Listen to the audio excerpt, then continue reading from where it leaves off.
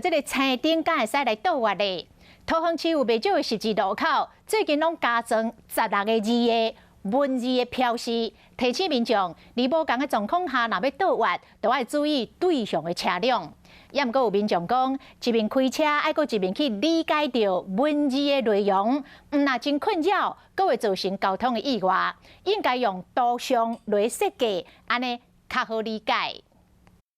桃园市区路口举头一个看伫青灯的边有2逝字，写讲对向若红灯放什么倒滑，对向若青灯啊较细字的，民众敢看有？他前方他也不敢转，后面人就使劲的按喇叭。但号志比较小，所以大部分的人不会往那边去看。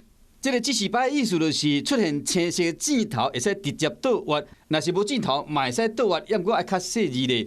袂少赛车人就感觉讲字遮济，对因来讲呢看无啥有，毋知什么意思。目前桃园已经有130个路口有设这款牌啊，交通局针对这点有提出说明。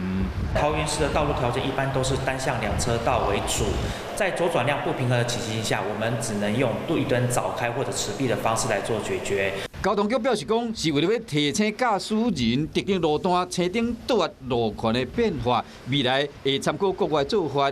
用简单的文字，尽量用图形来提醒。Hello， 大家好，我是乃瑜，要教给大家2个任务。第一个，华视新闻的脸书专页，你按赞了吗？还有华视新闻的 YouTube 频道，赶紧订阅起来，还要记得按赞，开启小铃铛哦。